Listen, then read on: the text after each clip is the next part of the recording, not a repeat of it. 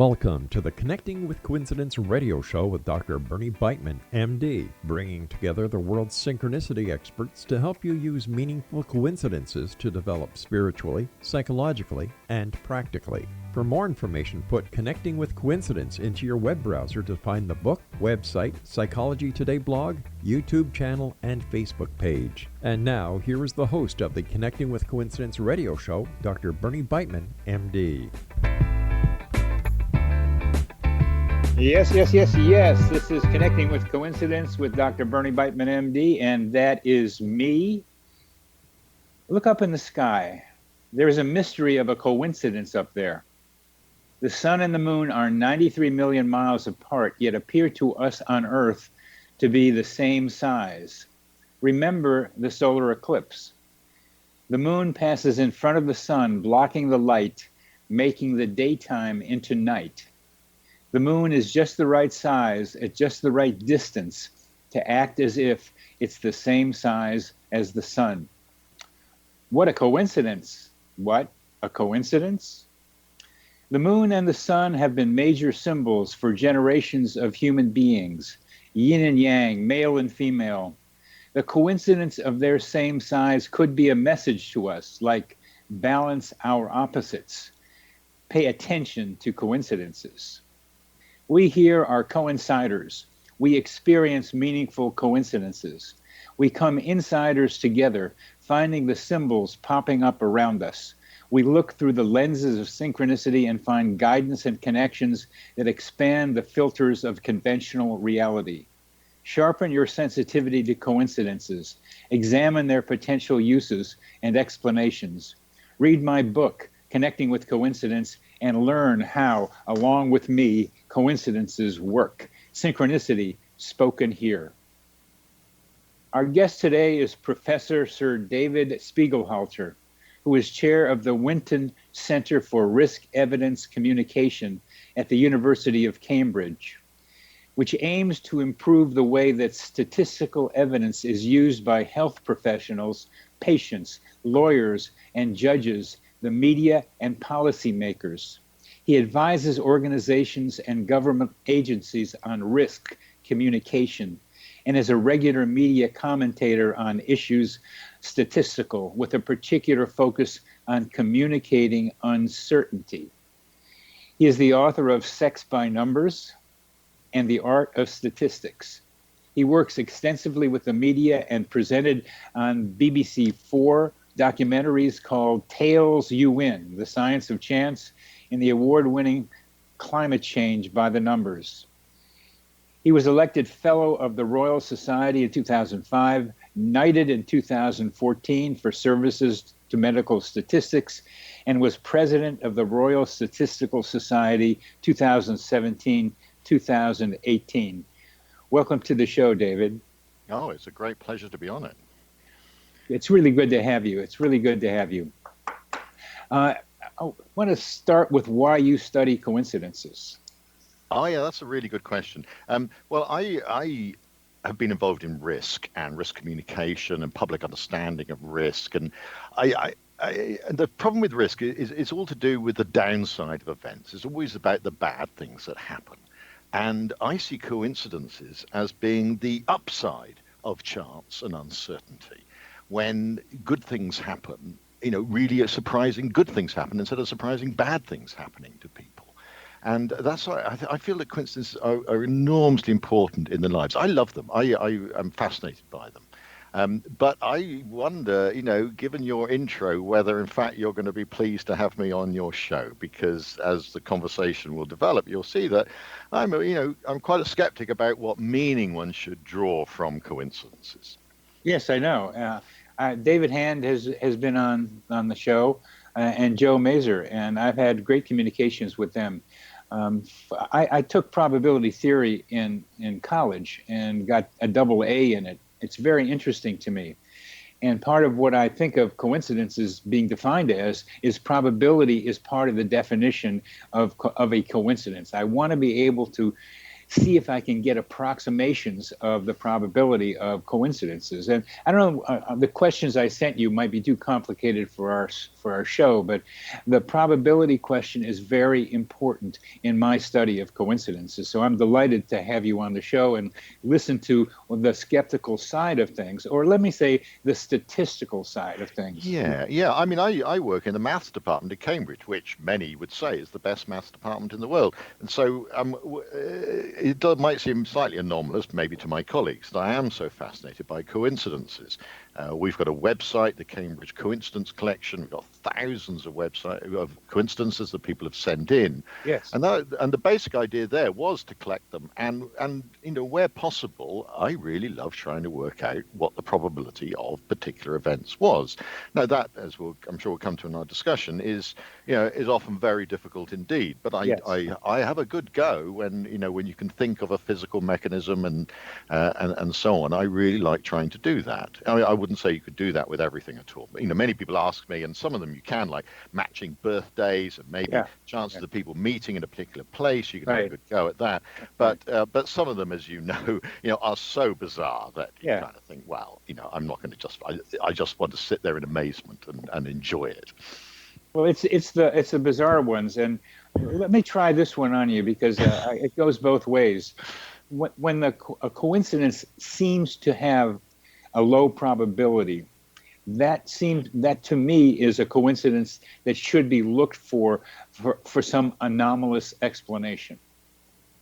Yes. I mean, I guess, as the line will be that I am, quite a skeptic. I don't believe, I might as well come out and say it. I don't believe that. Yeah, okay. I don't believe there's anything going on there. I really just think that I just believe that there's massive amount of opportunities for bizarre things to happen in our lives. A huge, a coincidence I think of as a surprising concatenation of events into which we tend to ascribe meaning. In other words, the coincidence is not just an objective, things happening together. It requires a human input because it really depends on that it provokes a feeling in us that wow, of surprise and awe and wonder and possibly wow, there must be something going on to cause that. And I have the surprise and awe and wonder, but I don't get to the stage of thinking there must be something behind that. Yes, and your and this general statistical way of thinking about it, in very large populations, weird stuff can happen. Yeah, and I guess again something we might come back to in a moment. My feeling about coincidences is not when I hear one, I think, oh, that's amazing. But what I always think of is we're just seeing the tip of the iceberg. There are vast numbers of extraordinary coincidences that are happening all the time that we just are not aware of. Yes, and what is that? What are you saying when you say that? Well, I suppose. I mean. Okay, I'll get straight to. We might want to come back to issues of what kind of people experience coincidences. And I have long communications. Also, please don't email me because I've got enough people I'm talking to. But so I make an appeal: don't email me. But people email me say, well, why do I experience all these coincidences? Why do these things keep happening to me? And I just come to the conclusion that they do happen to certain sorts of people. And actually, I like the sort of people they tend to happen to because they tend to happen to people who are sensitive and observant and mindful of their situations and aware of what's going on. And so they notice these concatenations of events. And if you're not like that, you don't notice them. I've had ones sent in where, I don't know, somebody says, oh, I was on a train to London and there was this woman wearing a red coat and I wandered around London during the day and I saw her twice more in London, the same person. And I think, well, that's amazing. But I wouldn't have noticed. I never noticed what anyone's wearing. There's no chance that would have happened to me. Now, the actual event could have happened to me and probably has happened to me endless times. that the person I've been sitting next to, as on the train to London, where I go down at least once a week, I've come close to again during the day. I mean, it's almost inevitable it will have happened, but I won't have noticed because I don't notice anything. That's why I always say coincidences never happen to me, because I'm not very mindful and I walk along staring at my shoes and I'm hopeless. I'm hopeless, really. That's why I'm so in awe of people noticing these things. I'd like to send you a paper in which I've looked at the characteristics of people who see more coincidences. They're more psychological. Would you like to see that? No, I wouldn't. But I suppose I've just, from my own experience, I've got some conclusion to that. And just the fact that people report coincidences that, as I said, could have happened to me in terms of the closeness of the events, but I just wouldn't have noticed. Okay, so it's compared to the way you would do it. They notice them. I mean, it's simple ipso facto. They notice them, so they're sensitive to them. Is a way of saying it, and I think that's a nice, very simple way of describing it. But what it means is that there's masses of coincidences that could have happened to me and that I just didn't notice. So in that sense, it's not a coincidence in the way we accept it, because it requires the human observer to make it into a coincidence. If a tree falls in the forest and no one hears it.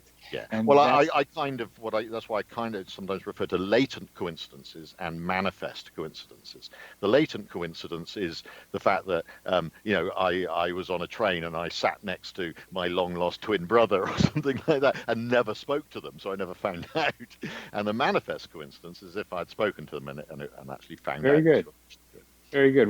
We're coming to the end of this segment, and your thinking is very clear and coming across to our audience about how it goes. And I like the simplicity of the way you're able to describe what you're experiencing. In the next segment, I'm going to be asking you about TV, radio, and news coincidences.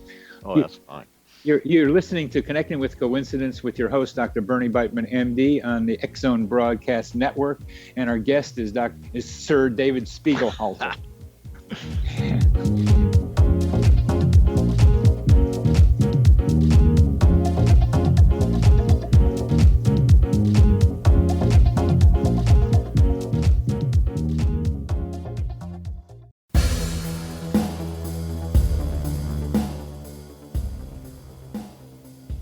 Welcome back to CC with BB. I'm Dr. Bernie Beitman, MD. This is Connecting with Coincidence, and we are talking to Sir David Spiegelhalter, statistician, well-known all over the place, especially in England and Europe, and boy, is it fun. So, David, one of the things that quid analysis that was reported in the Atlantic showed was the coincidence involving TV, radio, and the news were fairly prominent. I can do probability on birthdays and vacation related, and meeting people in transit even, and with in-laws. But the TV radio one is an important one because that's a very common one in my research.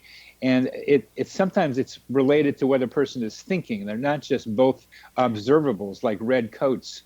They're observables. I'm thinking something and I hear the song on the radio. Yeah. Well, I won't accept those into our website, into our collection. No, the precognition ones, I was thinking this, and then the music, it's always the music came on or something like that. That's the usual one. I was thinking of this, or thinking this, and then I saw something. No, banned. Or I have a question, and it's answered right now. It's not precognition. I have a question, and it's answered by the radio or TV. Yeah, I don't accept those at all as coincidences. Okay. Partly because they're not falsifiable. There's no way I can prove whether they actually happen. They're not observable. They're not observable. They're not based on observable. And also, and the other reason I think is that the human mind, we know from the development of our understanding of neuroscience that we make decisions about things before we think about them. On the whole, yes. The consciousness of our actions and our thoughts comes after we've thought them.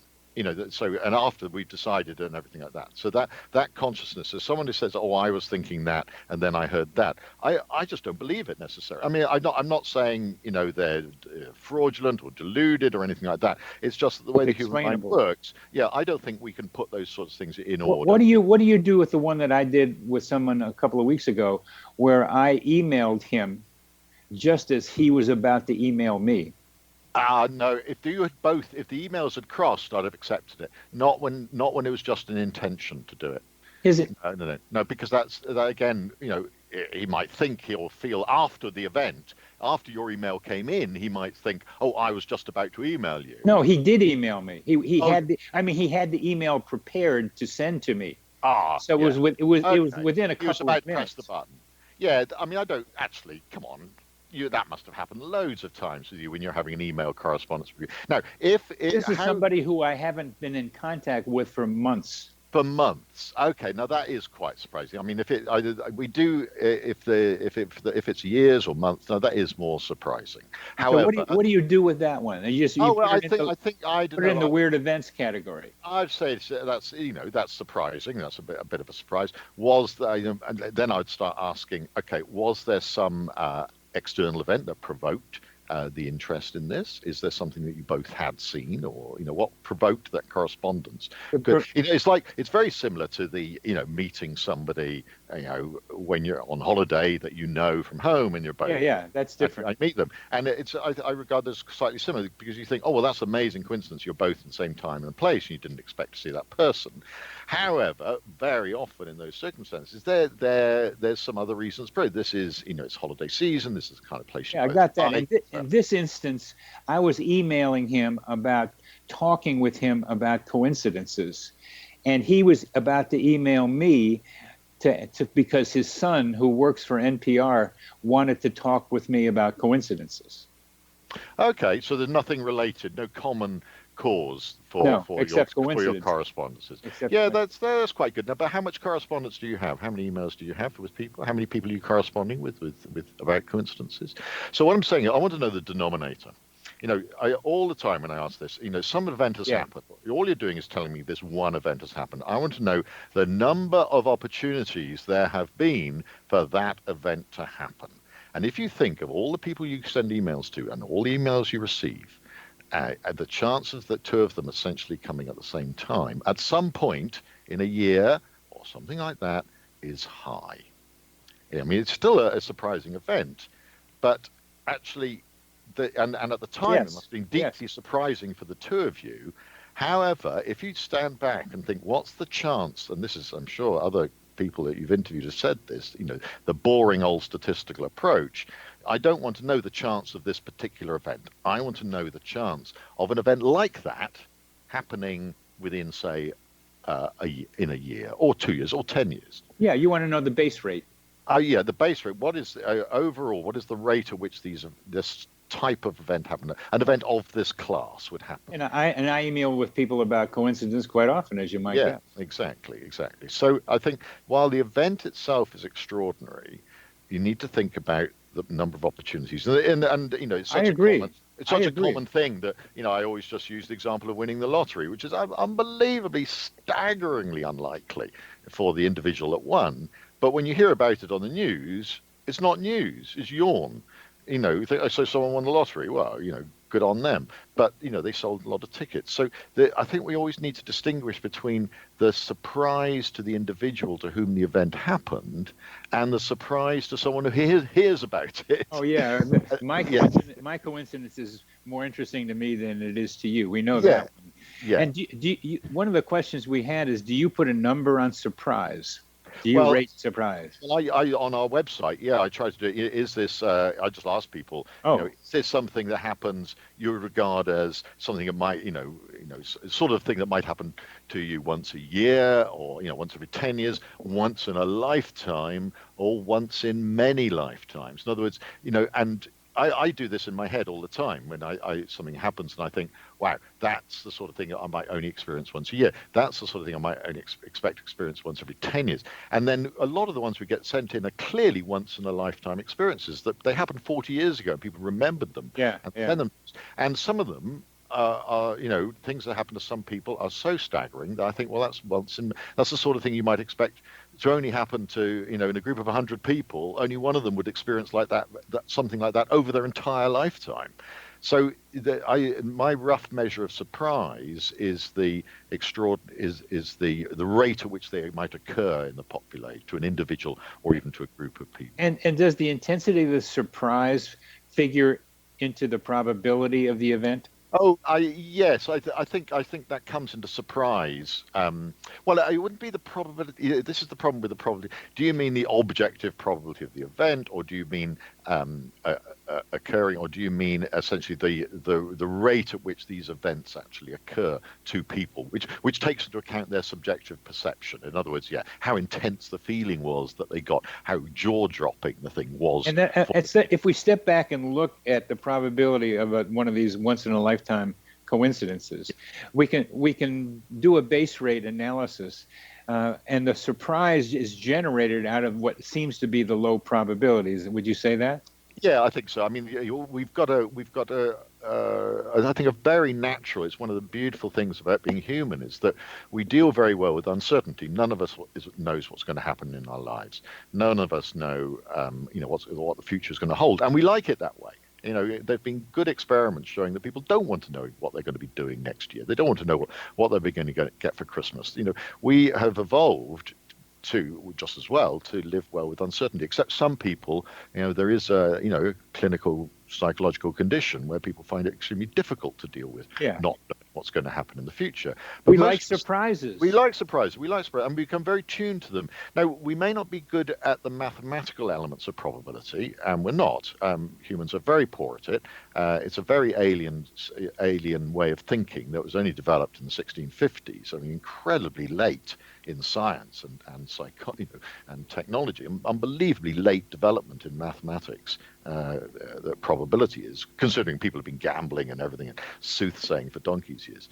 So, but I think our intuitive feeling for surprise is extremely well tuned. We do realize, we go, oh wow, and we all do that together. We laugh at similar things. We jaw drop at similar things. I think it's a beautiful. I think it's one of the reasons I love the coincidence area, in that I just think it's a beautiful part of the human condition. Oh my God! Sorry. That sounds like a taxi. It's my phone going off. Is surprise a measure, a subjective measure of probability? Yes, it is. It's of perceived unlikeliness. Unlikeliness, yes. It's perceived unlikeliness. Yes. We have about a minute and a half left in this segment, but what's a typical books, TV, radio, or news coincidence that you deal with? I don't know. What kind of thing do you mean by that? I'm not sure about radio and TV ones, because again, we don't. The premonition, the precognition ones, we don't have enough. Well, I'm looking at the results of that quid analysis of your 4,000 patients that appeared in the Atlantic. Yeah, and the second highest birthdays was 11%, and the media ones were 10%. So it was the second most common grouping of coincidence types in that quid analysis.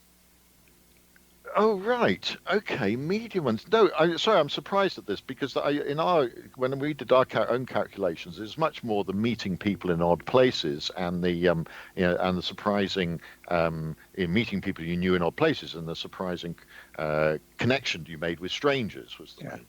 Well, the quid analysis was the media with 10%, right behind birthdays 11%. Oh no, I would know.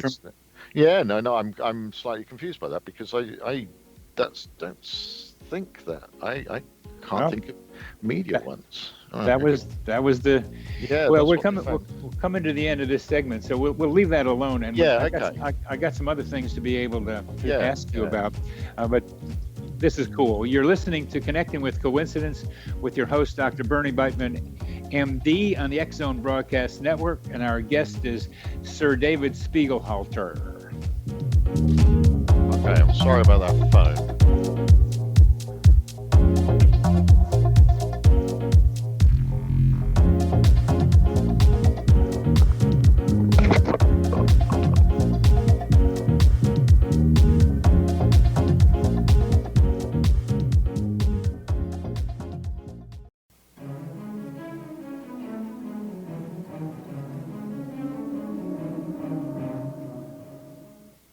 Welcome back to CC with BB.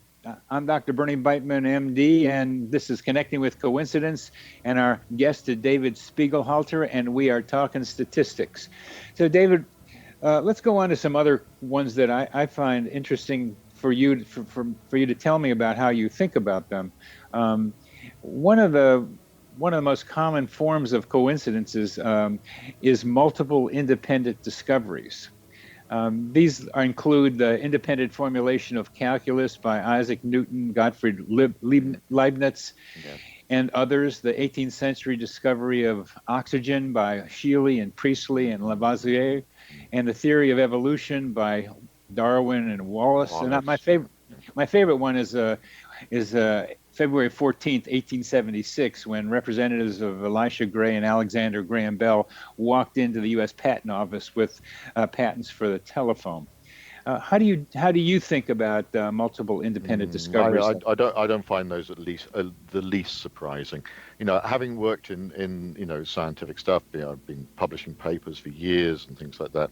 They're just trains of thought that go on, and the subjects develop, and many people are thinking very similar things at the same time. And actually, even in nowadays, of course, lots of people are communicating. We're more aware of what other people are doing. But even in the past, there's considerable communication between researchers. They say at the time of Newton and Leibniz, they were communicating. There was quite a lot of communication around Britain and the continent through the Royal Society. So there's just for scientific ideas, many people are thinking very similar things all at the same time. So I don't find it at all surprising that there's that things happen. Coming into the patent office on the same day is quite extraordinary. And I don't know enough about the exact history of the telephone to know what the story of that development was. But very often people have got some shared knowledge. There's some common background to it that can explain or make it reasonable that these things are happening in parallel. I mean, in science now, there are loads of different groups around the world all working on the same thing at the same time, so the announcement, the discovery in a sense, is likely to come at very similar intervals. Yeah. Thinking the same things at the same time. It's gotten me to think that if I come up with some smart idea, that someone else is also thinking it. Yeah, well, I mean, I almost certainly, because there's a lot of smart people around, and the civilization, there's certain pressures, that many people will be thinking very similar things. I think it's very rare that someone will come up with a completely novel, new idea. Lots of people come up with similar ideas at the same time, because that's what the progress of whatever subject it is that's being studied, or business that's being developed, has reached a certain stage, which is common across the world. So I think it's the same things happen with the mathematicians. Ramanujan and in India, just a lot of people rediscovered mathematics, maybe not at the same time, but actually come to the same conclusions, just independently come to these conclusions without any contact at all. And it's quite likely that that'll happen simultaneously or fairly simultaneously. I had a funny one where I invented a word called simulpathity, which was meant to suggest feeling at the same time at a distance. And there are lots of stories of people reporting having the same feeling as usually a loved one who's going through something usually painful at a distance. It's kind of common with twins. So it was I made it up. And I looked it up on the internet in 2014 when I made it up, and it wasn't there. And then I looked up in 2016, and somebody had made a video that was titled Simulpathity. Oh, lovely. Yeah. And so we were working in somewhat different areas. You could say they're the same somehow, but that struck me. It wasn't. We weren't working in the same area. He wasn't looking at coincidences. He wasn't even thinking. So, how do you think about that one? Yeah, that's quite nice. So, no, I like that. And there must be many examples of words that people have essentially invented and other people have invented. I mean, it happens with business names all the time. It happens with lots of things. I've just got a book coming out with a cover, and then we just found another book that's got an almost identical cover that was done because we're just thinking so similarly, and I was a bit surprised, but I wasn't that surprised to see it because there's just a limited number of options. This is a natural choice, design choice to make, and so people come up with very, very similar ideas. I think human minds do work along very similar ways. And it's the way you think about it is that human minds are working independently. Is there anything about a group mind that this suggests to you? No, I'd need extraordinary evidence. No, I think twins are something special. I think, and so I'm not ruling out the ability for shared thought across a distance. I'm not totally saying that it's totally impossible, but I regard it as a fairly extraordinary claim, and I would require some pretty strong evidence for that. And again, I don't really accept retrospective reports of simultaneous feelings as being good evidence. The one that got me started with this is that I was in San Francisco, uncontrollably choking. It was 11 p.m. in San Francisco, and I couldn't get whatever it was out of my throat. And then the next day, my brother told me that in Wilmington, Delaware, at 2 a.m., which was 11 p.m. San Francisco time, my father had died choking on blood in his throat. That got my attention. Yeah, no, that is pretty impressive. Yes, yeah, that is quite extraordinary. But again, I kind of think, hang on, what's going on? What is being posited there? I'm afraid I'm very skeptical about. Well, I try to do the base rate of my choking, and the base rate of a person in my father's condition choking on his own blood. I try to make some estimates. But did you know? I mean, I don't want to go. It's a bit, sad thing to talk about. But I just wondered, did you know about your father's condition? About what the risks were to him? What might happen to him? He had an infection, a Manila infection, from which he was supposedly recovering after having had some surgery to put to correct an aneurysm, a hepatic artery aneurysm. So he was not healthy, but he was supposedly on recovery. But whatever it was going on with him, I was under the impression that he was getting better. So it was something that still happened to him and then happened to me around the same time. So I had to look at the base rate of my choking, which I've never choked like that before or since, not that I haven't coughed a lot. So my base rate was pretty low. His could have been higher, choking on something from his esophagus. Yeah. No, that's a... Because, what can I say? You can't say, well, what am I supposed to say? Am I supposed to say, yeah, that shows there's some sort of, extraordinary, communication at a distance of something like that? Well, that, of course, is an explanation. Another explanation is that there isn't. There isn't, yeah. And it is an extraordinary event. It got your attention in telling you that, and that's all. That's all I really would hope for. And what I found was lots more stories like that, and that's one of the things that got me interested. And so that I just wanted to hear how you thought about it. Let me tell you another one, because this can be a little shorter. You're familiar with the novel, The Futility, which 14 years before the sinking of the Titanic seemed to describe a lot of the details of the Titanic. How do you? I don't believe a word of it unless I've seen the novel and have checked everything in it. These stories that these events are so similar and things like that. I'm afraid I haven't seen the other. I tend to. Like the classic story of the girl with the balloon and, picked up a girl with the same name and this sort of thing. There's all sorts of ways in which these get embellished, that the coincidences are starting to make closer than they really are, and so on. So, no, I can't talk about something unless I got absolutely the evidence right in front of me. Because I don't believe secondhand reports of coincidences on the whole.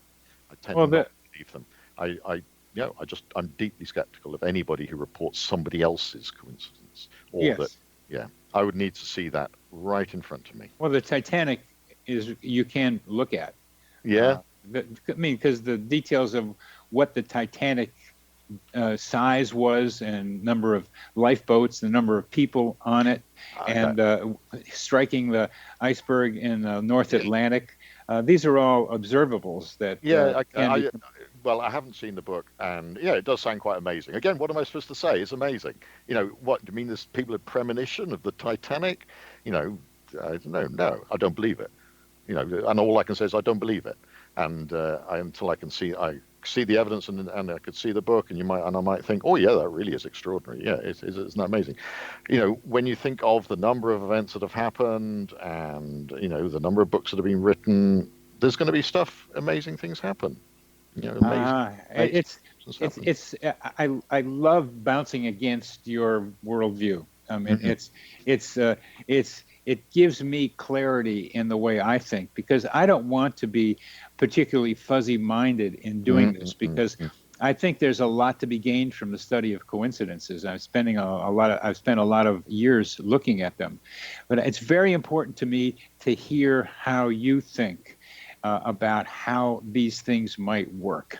And I very much appreciate being able to do that. We're coming to the end of this third segment. You're listening to Connecting with Coincidence with your host, Dr. Bernie Beitman, MD, on the X-Zone Broadcast Network. We are talking with Sir David Spiegelhalter.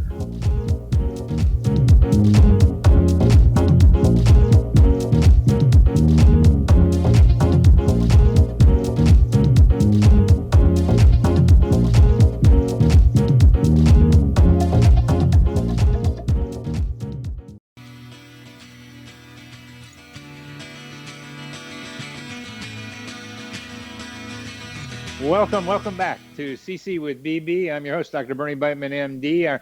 Our guest today is Sir David Spiegelhalter, and we are talking mean statistics, baby. We are talking mean statistics. Why did I use the word mean there? I don't know, talking about statistics. Was I having a play on words or something?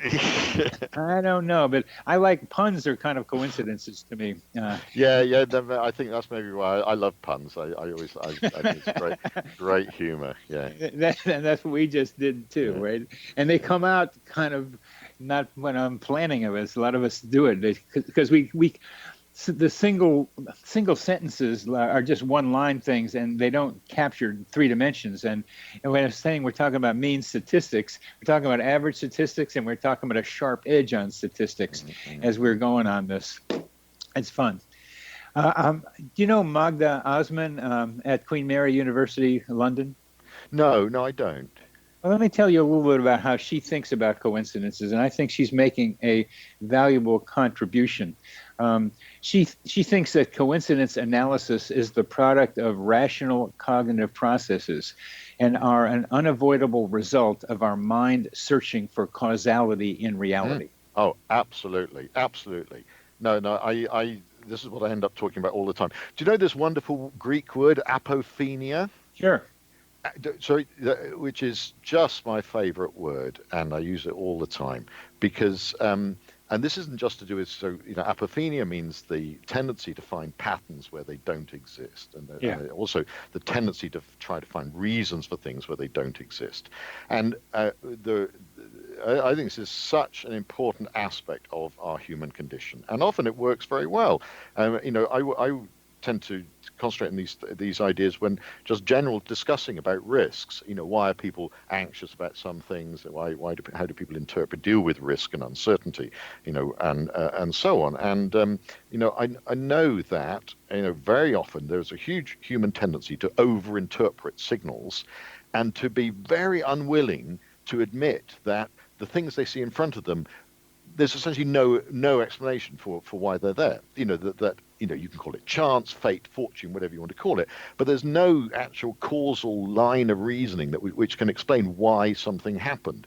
Why did I win the lottery? Why was this person survived and this person didn't survive? The Bridge of St. Louis Ray is a lovely exposition of that whole analysis of trying to work out why something happened, why it didn't. And so would you summarize for our audience what that Bridge of St. Louis Ray was? Oh, it's just a lovely story of a bridge that collapses in 18th century South America, and I think 5 people are killed. Yeah. And the whole, story is about, somebody else searching for reasons for why those particular people, were killed, and which is, to me, is not utterly futile exercise, because sometimes there's just there's no reason that we know that why things happen, but huge human tendency to try to find patterns and causality.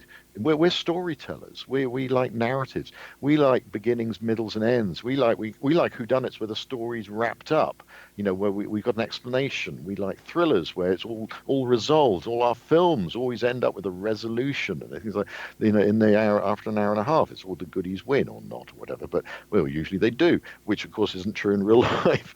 So we love that as humans. Those are the sort of nicely contained stories with a strict narrative arc beginning and a reason why things happen. Now, real life just isn't like that. And me as a statistician spend my whole time often debunking, not in terms of coincidences, but in terms of things people have observed when they've done experiments, or this is because of X. And I say, well, no, I don't know why. You can't say that. You cannot say that just because these two things happen together, one caused the other. The classic, correlation is not causation. And yet it's a mistake that's made so much. And I spend half my media career, dumping on people making claims that they shouldn't be making. And so I am extremely sensitized to this human condition to try to find narrative stories, causality, where it doesn't actually exist. What about the false negatives? What not spotting relationships when they are there? Yes.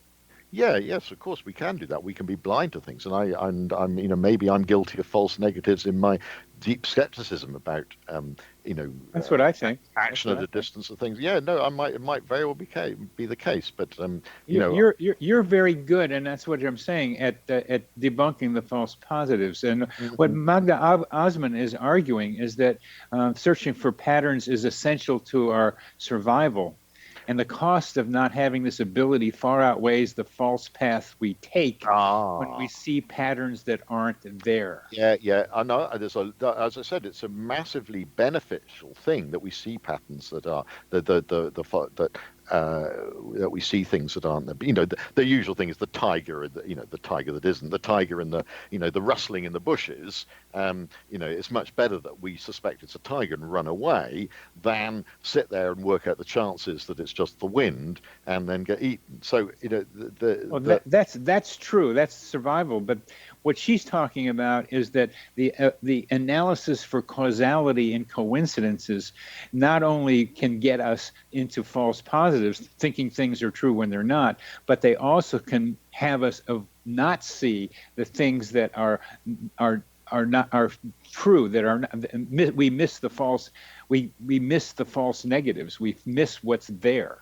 And what you seem to emphasize much more is debunking the false positive. But coincidences are also a way, she argues, of finding causal relationships that are there. Well, quite possibly, but you're talking to the wrong profession, because are professional skeptics. That we are. That's our job. We're essentially the policemen of science. we're the. Oh, that's good. That's good. Oh no, we are. Good. We are the miserable ones. I love that. We're the policemen of science. Yeah, okay, We're the misery guts that go around, and when everyone says they've claimed they've discovered something, we go no, you haven't. And we demand higher and higher, the evidence in order to prove something's the case. Just like drug regulation, you've got to, in order to get a drug passed by the FDA to be marketed, you've got to do 2 independent clinical trials, each of which has only got a 1 in 20 chance of being a false positive if the drug doesn't work. And so by that time, you've got to do these things. It would be incredibly surprising if the drug didn't work. We demand this incredible level of surprise before we're willing to shift our minds. The Higgs boson that was required to, in order to declare that, it needed less than 1 in 3 million chance that actually this event, this data was just a false positive. So we demand very stringent criteria before we're willing to shift our mind from our deeply skeptical initial position. And I'm afraid, I'm of the right. Maybe my personality. What came first, the professional? Yeah, who knows? Who knows? No. Statisticians are particular personality types. There's been some analysis that I do believe that they're people who tend to be deeply skeptical of things that are claimed unless there's very good evidence for them. So I'm sorry about that. No. We need that kind of thinking. Yeah. And in the coincidence studies. But you're quite right. We need the other sort of thing. We need, people with imagination and ideas and things like that. We need that as well. So what you've gotten clear to me as the policeman, you do the false positives. That's your major thing. And I hadn't had that very clear before. We only have about 1.5 minutes, 2 minutes left, but I'm interested in your medical stuff, since I'm a psychiatrist and I study probabilities indirectly in my clinic. Tell us some of in the short period of time, what you do with medical statistics.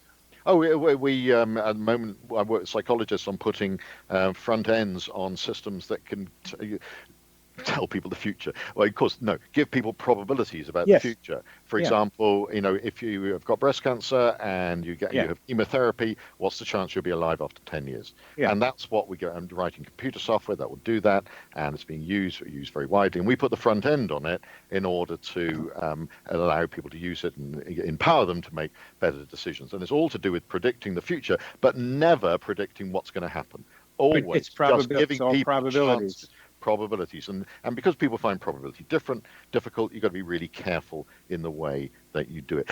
Just before we finish, have I got time to say the coincidence happened to me? Because they never happened to me, because I'm such a miserable git and I stare at the ground and so never notice anything. But I was making a program about coincidences, and I was saying no coincidence never happened to me. And I was telling this wonderful coincidence story which involved a birthday, and I couldn't remember the birthday, so I made one up, and I can't remember what it now. But I said something like January the 28th, and there's this pause, and then the director, the producer on the other end of the line, and the sound engineer both said, "That's my birthday."